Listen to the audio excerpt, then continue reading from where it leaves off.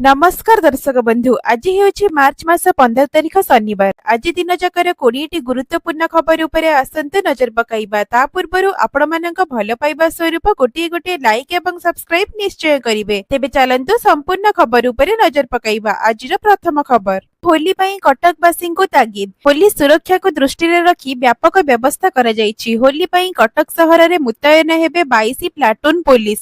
ए नै सूचना देइछन्ती कटक डीसीपी ऋषिकेश खोलारी। मद पी होली खेलुथिबा लोकंक विरुद्ध रे कार्यानुष्ठान निया जिवो। होली रे मद दुकान बंद रहिबो। लुचाई मद बिकिले सेमानंक विरुद्ध रे कार्यानुष्ठान निया जिवो। दिन 2 रु 1 सुधा होली खेल सारी नदी तुठरे न गाधोई घरे गाधोइबाको परामर्श देले डीसीपी। परवर्ती खबर 17 जाए तातीरु नाही निस्तार। आज 10 जिल्ला को येलो वार्निंग देउछि पारद। उत्तप्त हेउछि ओडिशा। सारा राज्य रे एबे उपर मुहा ताती। मार्च अधारु आकाशरु निया पिंडुळा खसिला भଳି लागिलाणी। उपांतर उपकूल पुणी पश्चिमरु दक्षिण सबुठी कलबल कलाणी ताती। आजिठु तापमात्रा आहुरी बढ़िबो। नयंत करिबो ग्रीष्म लहरी। राज्यर किछि स्थान रे पारद 41 डिग्री छुई पारे बोली भुवनेश्वर आंचलिक पाणीपाग विज्ञान केन्द्र पूर्वानुमान करिछि। काली आहुरी जळिबो। विशेष करी ताती ताउरे सिझिबो पश्चिम ओडिशा। अनुगुल संबलपुर झारसुगुड़ा सुंदरगढ़ सोनपुर बौद्ध बलांगीर टिटलागढ़ रे आज पारद 41 डिग्री सेल्सियस छुई पारे। हीट वेव स्थिति नहीं आज 10 जिला को पाणीपाग विभाग देइछि येलो वार्निंग। परवर्ती खबर देशवासी को शुभेच्छा जणाइले राष्ट्रपति प्रधानमंत्री एवं मुख्यमंत्री। रंगर पर्व होली आज सारा देश रे पालित हेउछि। राष्ट्रपति द्रौपदी मुर्मू प्रधानमंत्री नरेंद्र मोदी समेत अनेक नेता देशवासी को होली रो अभिनंदन जणाइछन्ति। राष्ट्रपति Droupadi Murmu social media platform रे होली रे लिखिछन्ति रंगर पर्व होली रो पवित्र अवसर रे समस्त देशवासी को हार्दिक शुभेच्छा। आमे समस्ते भारत मातार समस्त संतानक जीवन रे निरंतर प्रगति समृद्धि एवं खुशीर रंग आनिबा पई प्रतिज्ञा करिबा। सेहीपरि प्रधानमंत्री गतकाली ठारू देशवासी को होलीर शुभेच्छा जणाइछन्ति। से कहिछन्ति समस्तंकु होलीर बहुत बहुत शुभकामना। आनंद एवं खुशी रे परिपूर्ण एही पवित्र पर्व समस्तंक जीवन रे नूतन उत्साह एवं शक्ति संचय करू। सेहीपरि ओडिशार मुख्यमंत्री मोहन माझी मध्य राज्यवासी को शुभेच्छा जणाइछन्ति। ते एक्स रे पोस्ट करी लिखिछन्ति पवित्र दोल पूर्णिमा एवं होली अवसर रे समस्तंकु हार्दिक अभिनंदन और शुभेच्छा जणाउछि। परवर्ती खबर होली पूर्वरु बढ़िला सुना दर। जानंतु आज भुवनेश्वर रे सुनार मूल्य। होली आरंभरु ही चमकाइला सुना दर। जेउ माने सुना किनिबाकु चाहुचन्ति सेमानंक पई रहिछि बड़ खबर। आज भारतीय बजार रे सुनार दर रे बड़ परिवर्तन होईछि। बजार रे सुना और रूपार दर आकाश छुआ हेबारे लागिछि।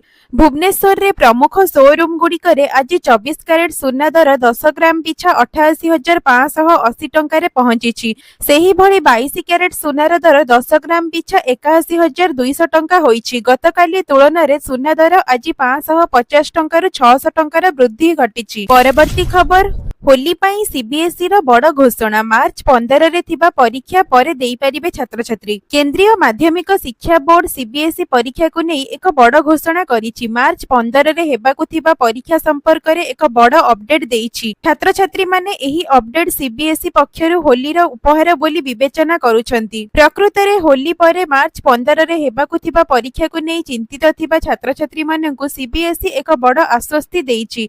बोर्ड एबे एक स्वतंत्र परीक्षा करने को घोषणा करिछि। एहार तारीख परे घोषणा करा जिवो बोली केंद्रीय माध्यमिक शिक्षा बोर्ड सीबीएसई पक्षरु कहा जाइछि। परवर्ती खबर 64 वर्ष परे एकाठी होली रमजान बढ़िला देशर सुरक्षा व्यवस्था। 64 वर्ष परे होली और रमजान एकाठी पड़िबारु सारा देश रे पुलिस सजग रहिछि। मार्च 15 रे होली पालन सह नमाज पाठ हेबो। उत्तर प्रदेश बिहार छत्तीसगढ़ मध्य प्रदेश और आंध्र प्रदेश रे सुरक्षा कड़ाकड़ी मस्जिद को तारापल्ली और फॉयल रे घोड़ा जाई रंग पड़िबारु रोका जाइछि। लखनऊ अयोध्या झांसी आदि स्थान रे नमाज समय परिवर्तन करा जाई अपराह्न 2टा रु 3टा मध्य नमाज पाठ हेबो। हरिद्वार रे नमाज समय 2:30 रे हेबा मुस्लिम संप्रदाय सद्भावनार परिचय दैछन्ति। परवर्ती खबर श्रीमंदिर रे दोल पूर्णिमा। राजराजेश्वर बेसरे दर्शन देबे महाप्रभु। फाल्गुन शुक्ल दशमी रु चैत्र शुक्ल प्रतिपदा पर्यंत एक सप्ताह व्यापी श्रीमंदिर रे दोल उत्सव और दोल यात्रा अनुष्ठित होइथाय। ଏହି ଅବସରରେ ଗତକାଲି ଶ୍ରୀମନ୍ଦିରରେ ମହାପ୍ରଭୁଙ୍କ ଦୁର୍ଲଭ ରାଜରାଜେଶ୍ୱର ବେଶ ବା ସୁନାବେଶ ଅନୁଷ୍ଠିତ ହୋଇଥିଲା। ସେହିପରି ଦୋଳରେ ଦୋଳଗୋବିନ୍ଦ, ଚାପରେ ମଧୁସୂଦନ ଓ ରଥରେ ବାମନ ରୂପରେ ମହାପ୍ରଭୁଙ୍କ ଦର୍ଶନ ଭକ୍ତଙ୍କ ଭାଗ୍ୟରେ ଥିଲେ ମିଳିଥାଏ ବୋଲି ବିଶ୍ୱାସ ରହିଛି। କାରଣ ମହାପ୍ରଭୁଙ୍କ ଦ୍ୱାଦଶ ଯାତ୍ରା ମଧ୍ୟରୁ ଅନ୍ୟତମ ପ୍ରମୁଖ ଯାତ୍ରା ହେଉଛି ଦୋଳଯାତ୍ରା ବା ଦୋଳ ପୂର୍ଣ୍ଣିମା। ପରବର୍ତ୍ତୀ ଖବର ପ୍ରକାଶ ପାଇଲା ଓଜେଏସ୍ 2023 ରେଜଲ୍ଟ। 33 ପରୀକ୍ଷାର୍ଥୀ କୃତକାର୍ଯ୍ୟ। ଓଜେଏସ୍ 2023 ରେଜଲ୍ଟ ଗୁରୁବାର ପ୍ରକାଶ ପାଇଛି। ଏଥିରେ 33 ପରୀକ୍ଷାର୍ଥୀ କୃତକାର୍ଯ୍ୟ ହୋଇଛନ୍ତି। ସୋମେଶ ରଣବିଜୁଳି ଓଜେଏସ୍ 2023 ଟପର ହୋଇଛନ୍ତି। ଓଜେଏସ୍ ପରୀକ୍ଷାରେ ଏଥର ମଧ୍ୟ ବାଜି ମାରିଛନ୍ତି ମହିଳା। ଏହି ପରୀକ୍ଷାରେ ପାସ୍ କରିଥିବା ମୋଟ 33 ଜଣଙ୍କ ମଧ୍ୟରେ 24 ଜଣ ମହିଳା ରହିଛନ୍ତି। ଓଡ଼ିଶା ପବ୍ଲିକ ସର୍ଭିସ କମିଶନ ବା ଓପିଏସସି ୱେବସାଇଟରେ ଓଜେଏସ୍ ପରୀକ୍ଷାର ଫଳ ପ୍ରକାଶ କରାଯାଇଛି। ସୋମେଶ ରଣବିଜୁଳି ପ୍ରଥମ ସ୍ଥାନ ଅଧିକାର କରିଥିବା ବେଳେ ଦ୍ୱିତୀୟ ସ୍ଥାନରେ ରହିଛନ୍ତି ଅରୁଣିମା ପତି ଏବଂ ତୃତୀୟ ସ୍ଥାନ ଅଧିକାର କରିଛନ୍ତି ପାଏଲ ଆଟ୍ଟା। ପରବର୍ତ୍ତୀ ଖବର 30 ମାର୍ଚ୍ଚରେ ଓଡ଼ିଶା ଅନ୍ତ୍ୟୋଦୟ ଆବାସ ଯୋଜନା ଆରମ୍ଭ। ମୁଖ୍ୟମନ୍ତ୍ରୀ ମୋହନ ଚରଣ ମାଝୀ 30 ମାର୍ଚ୍ଚରେ କଳାହାଣ୍ଡି ଜିଲ୍ଲାରେ ଓଡ଼ିଶା ଅନ୍ତ୍ୟୋଦୟ ଗୃହ ଯୋଜନା 2025 ଆରମ୍ଭ କରିବେ। ଏହି ଯୋଜନା ଅଧୀନରେ 50,000 ଗରିବ ଲୋକଙ୍କୁ ଆବାସ ସୁବିଧା ପ୍ରଦାନ କରାଯିବ। ଦିବ୍ୟାଙ୍ଗ, ବିଧବା, ଶହୀଦ ପରିବାର ଏବଂ ପଦ୍ମଶ୍ରୀ ପ୍ରାପ୍ତ କରିଥିବା ବ୍ୟକ୍ତିମାନେ ଏହି ଯୋଜନାରେ ଲାଭାନ୍ୱିତ ହେବେ। ପଞ୍ଚାୟତିରାଜ ମନ୍ତ୍ରୀ ରବି ନାରାୟଣ ନାୟକ କହିଛନ୍ତି ଯେ ଆବାସ ସର୍ଭେ କାର୍ଯ୍ୟ 31 ମାର୍ଚ୍ଚ ପର୍ଯ୍ୟନ୍ତ ଜାରି ରହିବ। ଏଯାଏ 19 ଲକ୍ଷ ଲୋକ ନାମ ପଞ୍ଜୀକୃତ କରିସାରିଛନ୍ତି। ଏହି ଯୋଜନା ରାଜ୍ୟର ଗରିବ ଲୋକଙ୍କ ଜୀବନରେ ଏକ ପରିବର୍ତ୍ତନ ଆଣିବାର ଲକ୍ଷ୍ୟ ରଖୁଛି। ପରବର୍ତ୍ତୀ ଖବର ଆଇଟି ପାୱାର ହାଉସ ହେବ ଓଡ଼ିଶା। ଜାରି ହେଲା ନୂଆ ଡ୍ରାଫ୍ଟ ଆଇଟି ନୀତି। ଆଇଟି ପାୱାର ହାଉସ ହେବ ଓଡ଼ିଶା। 2036 ସୁଦ୍ଧା ରାଜ୍ୟକୁ ଆଇଟି ଏବଂ ଇଲେକ୍ଟ୍ରୋନିକ୍ସ କ୍ଷେତ୍ରରେ ଏକ ପାୱାର ହାଉସ ବନାଇବାର ଲକ୍ଷ୍ୟ ରଖାଯାଇଛି। ଏନେଇ ନୂଆ ଆଇଟି ନୀତି ଲାଗୁ କରିବ ଓଡ଼ିଶା। ଡ୍ରାଫ୍ଟ ମୁତାବକ ଆଇଟି କମ୍ପାନୀଗୁଡ଼ିକ ସ୍ଥାନୀୟ ଯୁବବର୍ଗଙ୍କୁ ନିଯୁକ୍ତି ପ୍ରଦାନ କ୍ଷେତ୍ରରେ କର୍ମଚାରୀ ରାଜ୍ୟ ବୀମା ଇଏସ୍ଇ ଏବଂ କର୍ମଚାରୀ ଭବିଷ୍ୟ ନିଧି ପାଣ୍ଠି ଇପିଏଫ୍ ଯୋଗଦାନ ପାଇଁ 100% ଅର୍ଥ ପ୍ରଦାନ କରିବେ ରାଜ୍ୟ ସରକାର। ପରବର୍ତ୍ତୀ ଖବର ନୂଆ ତୈଳ ଦର ଜାରି। ଜାଣନ୍ତୁ ଆଜି କେତେ ଅଛି ପେଟ୍ରୋଲ ଏବଂ ଡିଜେଲର ମୂଲ୍ୟ। ପ୍ରତିଦିନ ଭଳି ଆଜି ମଧ୍ୟ ନୂଆ ତୈଳ ଦର ଜାରି ହୋଇଛି। ସାରା ଦେଶରେ ପେଟ୍ରୋଲ ଏବଂ ଡିଜେଲର ନୂତନ ମୂଲ୍ୟ ପ୍ରକାଶ ପାଇଛି। ଅଶୋଧିତ ତୈଳର ଆନ୍ତର୍ଜାତୀୟ ମୂଲ୍ୟ ଅନୁଯାୟୀ ଭାରତରେ ଇନ୍ଧନ ମୂଲ୍ୟ ସ୍ଥିର ହୋଇଛି। ଦେଶର କିଛି ସ୍ଥାନରେ ତୈଳ ଦର ସ୍ଥିର ଥିବା ବେଳେ ଅନ୍ୟ କିଛି ସ୍ଥାନରେ ତୈଳ ଦରରେ ପରିବର୍ତ୍ତନ ହୋଇଛି। ଭୁବନେଶ୍ୱର ପେଟ୍ରୋଲ ଦରରେ ମଧ୍ୟ ନୂଆ ଦର ଜାରି ହୋଇଛି। ଭୁବନେଶ୍ୱରରେ ଆଜି ପେଟ୍ରୋଲ ଦର 100.94 ପଇସା ରହିଥିବା ବେଳେ ଡିଜେଲର ଦାମ ପ୍ରତି ଲିଟର ପିଛା 92.52 ପଇସା ରହିଛି। ଏପରିକି ଦେଶର ପ୍ରମୁଖ ସହରରେ ପେଟ୍ରୋଲ ଓ ଡିଜେଲର ଦର ଅପରିବର୍ତ୍ତିତ ରହିଛି। ପରବର୍ତ୍ତୀ ଖବର ବରମୁଣ୍ଡା ବସଷ୍ଟାଣ୍ଡରେ ବିସ୍ଫୋରଣ। ଟିକେଟ କାଉଣ୍ଟରରେ ଲାଗିଲା ନିଆଁ। ଭୁବନେଶ୍ୱର ବରମୁଣ୍ଡା ବସଷ୍ଟାଣ୍ଡରେ ଥିବା ଏକ ଟିକେଟ କାଉଣ୍ଟରରେ ବିସ୍ଫୋରଣ ହୋଇଛି। ଫଳରେ ସେଠାରେ ନିଆଁ ଲାଗିଯିବାରୁ ଟର୍ମିନାଲରେ ଥିବା ଯାତ୍ରୀ ଓ କର୍ମଚାରୀଙ୍କ ମଧ୍ୟରେ ଆତଙ୍କ ସୃଷ୍ଟି କରିଥିଲା।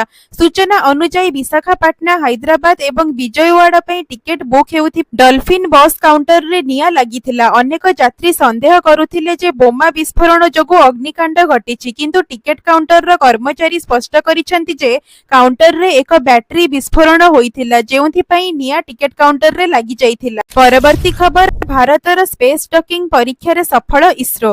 ସ୍ପାଡେକ୍ସ ମିଶନରେ 2ଟି ଉପଗ୍ରହର ଅଣ୍ଟକିଂ ସଫଳତାର ସହିତ ସମ୍ପନ୍ନ କରିଛି। ଏହି ସଫଳତା ଭାରତର ମହାକାଶ ଯାତ୍ରାରେ ଏକ ମହତ୍ୱପୂର୍ଣ୍ଣ ମାଇଲ ଖୁଣ୍ଟ ବୋଲି କୁହାଯାଇଛି। ବିଜ୍ଞାନ ଓ ପ୍ରଯୁକ୍ତି ବିଦ୍ୟା ମନ୍ତ୍ରୀ ଡକ୍ଟର ଜିତେନ୍ଦ୍ର ସିଂ ଇସ୍ରୋକୁ ଅଭିନନ୍ଦନ ଜଣାଇଛନ୍ତି।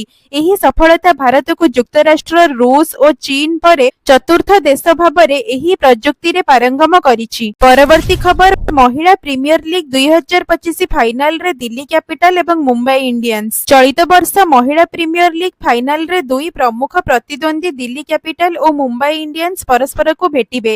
ପ୍ରଥମ ସଂସ୍କରଣରେ ମଧ୍ୟ ଉଭୟ ଫାଇନାଲରେ ଖେଳିଥିଲେ। ଶନିବାର ଅର୍ଥାତ୍ 15 ତାରିଖ ସନ୍ଧ୍ୟା 7ଟାରେ ଭଦୋଦରା ବିସିଏ ଷ୍ଟାଡିୟମରେ ଦୁଇ ପ୍ରମୁଖ ପ୍ରତିଦ୍ୱନ୍ଦ୍ୱୀଙ୍କ ମଧ୍ୟରେ କଡା ଟକ୍କର ଦେଖିବାକୁ ମିଳିବ। ପରବର୍ତ୍ତୀ ଖବର ଆଇପିଏଲ 2025 ସିଏସ୍କେକୁ ଫେରିଲେ ଧୋନି, ଜାଡେଜା ଓ ଅଶ୍ୱିନ। ଆଇପିଏଲ 2025ର 18ତମ ସିଜିନ ମାର୍ଚ୍ଚ 22ରୁ ଆରମ୍ଭ ହେବ।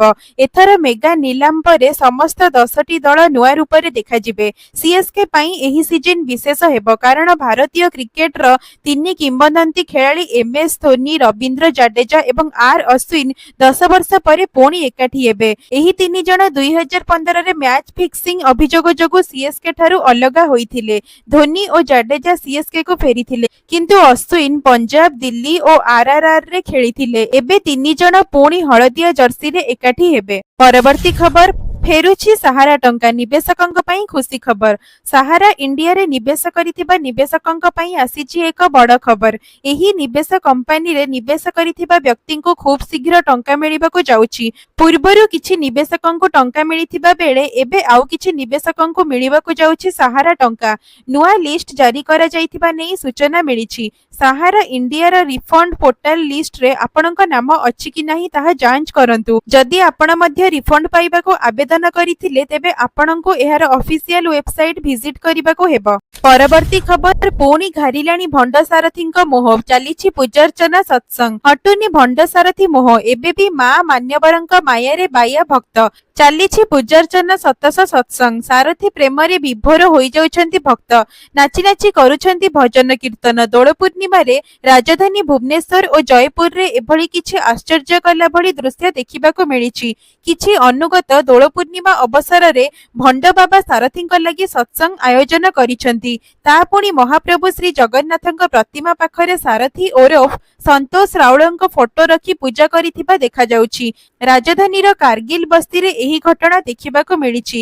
ଏଠାରେ ଦୋଳ ପୂର୍ଣ୍ଣିମାରେ ସାରଥୀଙ୍କ ପାଇଁ ଉତ୍ସବ ଆୟୋଜନ ହୋଇଛି। ଭକ୍ତଙ୍କ ଘରେ ସତ୍ସଙ୍ଗ ଆୟୋଜନ କରାଯାଇଥିବା ବେଳେ ସାରଥୀ ଗାଇଥିବା ଭଜନର ତାଳେ ତାଳେ ଦୋଳ ଉତ୍ସବ ପାଳନ କରୁଛନ୍ତି ଭକ୍ତ।